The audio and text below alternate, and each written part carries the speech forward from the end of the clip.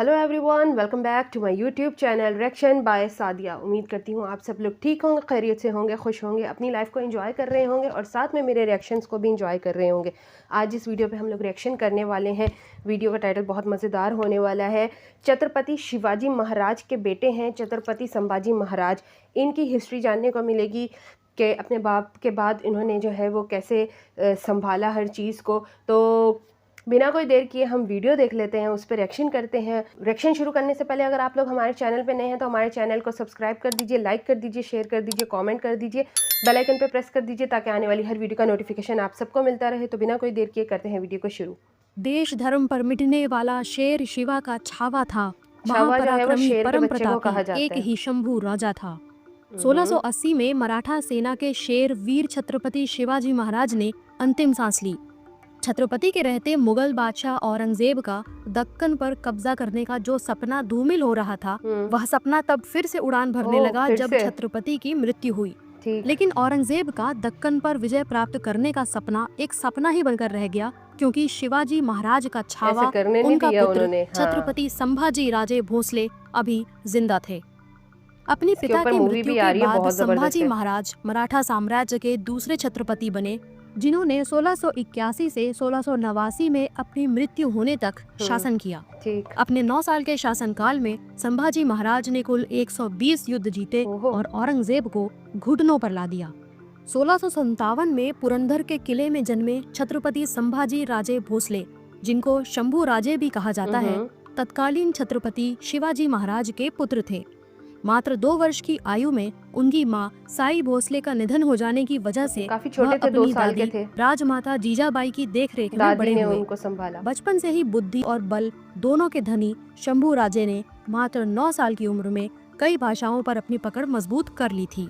वह संस्कृत, कन्नड़, तमिल, उर्दू, मराठी, हिब्रू, पुर्तगाली जैसी 12 से अधिक भाषाओं के एक्सपर्ट थे।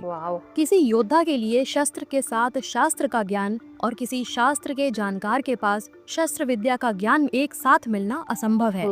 लेकिन संभाजी महाराज ने एक हाथ में शस्त्र तो एक हाथ में शास्त्रों को अपनी मुट्ठी में कर लिया था। यही नहीं, मात्र 14 साल की आयु में उन्होंने कई ग्रंथ लिख डाले थे। जी हाँ, केवल पढ़े नहीं बल्कि स्वयं ग्रंथ लिख डाले। नायिका भेद और नख शिखा उनके द्वारा लिखे ऐसे ही कुछ ग्रंथ हैं।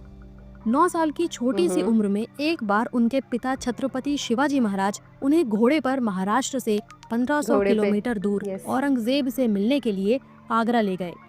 एक 9 साल के बच्चे के लिए घोड़े पर बैठकर इतनी लंबी दूरी तय करना आसान नहीं था, पर जिसके इरादे मजबूत हों वो रास्ते की परवाह नहीं करते। जब वे दोनों आगरा पहुंचे तो औरंगजेब ने शिवाजी महाराज को अपमानित करके उन्हें बंदी बनाकर कैद में डाल दिया।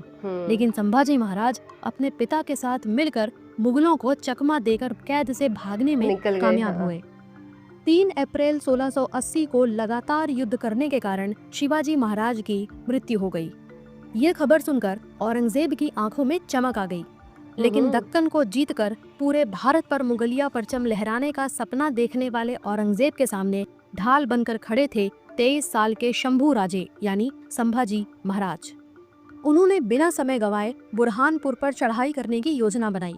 उस समय बुरहानपुर दक्कन की राजधानी था और वहां मुगलों की बेशुमार धन दौलत मौजूद थी।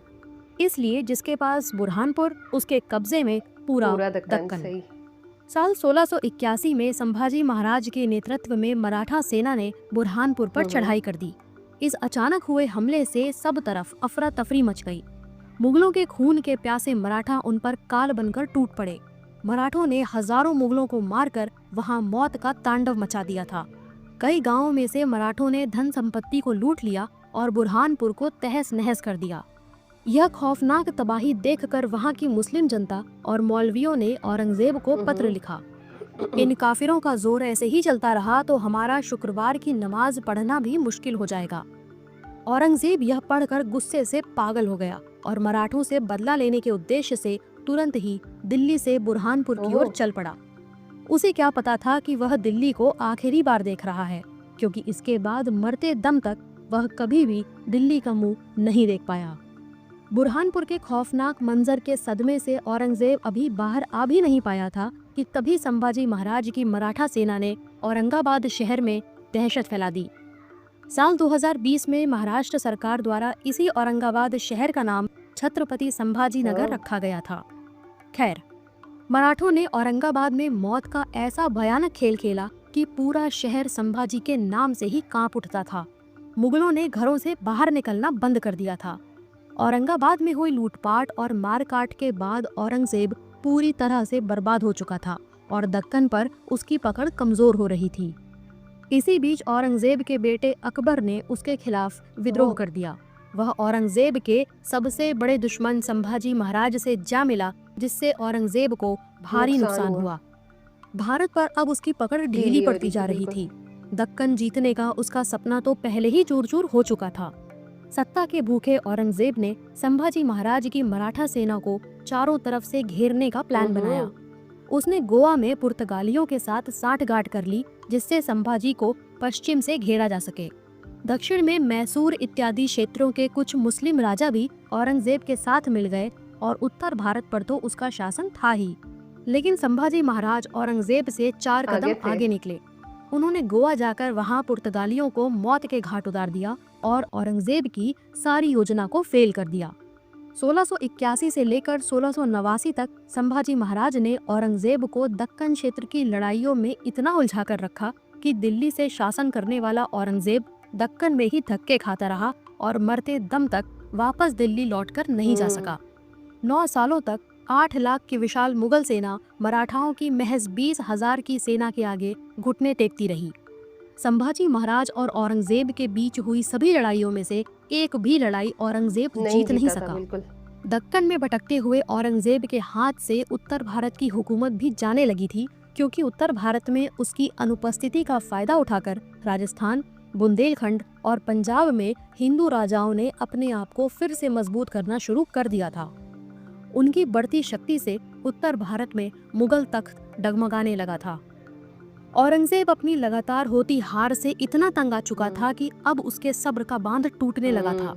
वह समझ चुका था कि संभाजी को युद्ध में मारना उसके लिए संभव नहीं है, इसलिए उसने एक कुटिल चाल चली। इसके लिए औरंगजेब ने संभाजी के साले गनूजी शिर्के को अपना मोहरा बनाया। दरअसल संभाजी ने गनूजी को वेतनदारी देने से मना कर दिया था, जिसकी वजह से गनूजी शिर्के बदले की आग में जल रहा था। साल 1689 की घटना है। एक दिन संभाजी एक गुप्त रास्ते से होते हुए संगमेश्वर के लिए निकले। इसकी जानकारी गनूजी को पहले से थी। उसने औरंगजेब की सेना के एक जनरल मुकर्रब खान को संभाजी महाराज के बारे में जानकारी दे दी। मुकर्रब खान अपने 2000 मुगल सैनिकों के साथ संभाजी को पकड़ने निकल पड़ा। 8 लाख की मुगल सेना, जिनका बाल भी बांका नहीं कर सकी थी, वह संभाजी महाराज अपने ही साले की गद्दारी का शिकार हो गए। संभाजी महाराज को पकड़कर औरंगजेब के सामने लाया गया। औरंगजेब के लिए यह राजनीतिक जीत से ज्यादा व्यक्तिगत जीत थी। उसने संभाजी के साथ प्रताड़ना की सभी हदें पार कर दी। औरंगजेब ने कहा कि वह संभाजी की जान बख्श देगा अगर वह मराठा साम्राज्य को मुगलों के हवाले कर दे और इस्लाम कबूल कर ले। लेकिन संभाजी महाराज ने औरंगजेब के आगे समर्पण करने से मना कर दिया।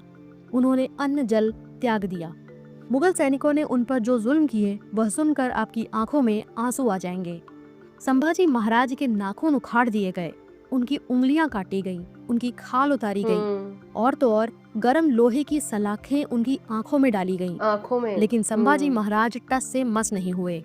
40 दिनों तक घोर यातनाएं सहने के बाद भी संभाजी महाराज ने अपना इरादा नहीं बदला।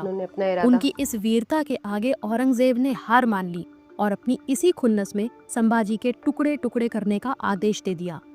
मुगल सैनिकों ने उनके शरीर के टुकड़े करके नदी के किनारे फेंक दिए। मराठा सैनिकों को इसका पता चलते ही वह संभाजी महाराज के शरीर के टुकड़े उठा कर लाए और उन टुकड़ों को जोड़कर उनका अंतिम संस्कार किया। अपने देश और धर्म की रक्षा के लिए अपनी आहुति देने वाला माँ भारती का वीर पुत्र छत्रपति संभाजी महाराज हमेशा के लिए इतिहास में अमर हो गया। भविष्य में जब भी मराठा शौर्य की बात होगी, छत्रपति शिवाजी महाराज के छावा उनके पुत्र संभाजी राजे भोसले का नाम गर्व से लिया जाएगा। ये था आज की वीडियो। छत्रपति संभाजी महाराज की जो पूरी हिस्ट्री थी वो हमें जानने को मिली। उम्मीद करते हैं आपको हमारा रिएक्शन पसंद आया होगा। हमारा रिएक्शन पसंद आया तो आपको पता है आपने क्या करना है, हमारे चैनल को सब्सक्राइब करना है, लाइक करना है, शेयर करना है, कमेंट करना है और बेल आइकन पे प्रेस करना है ताकि आने वाली हर वीडियो का नोटिफिकेशन आप सबको मिलता रहे। आपसे मुलाकात होती है नेक्स्ट वीडियो नेक्स्ट रिएक्शन के साथ। तब तक अपना बहुत ज़्यादा ख्याल रखिएगा, दुआओं में याद रखिएगा। Bye bye, take care.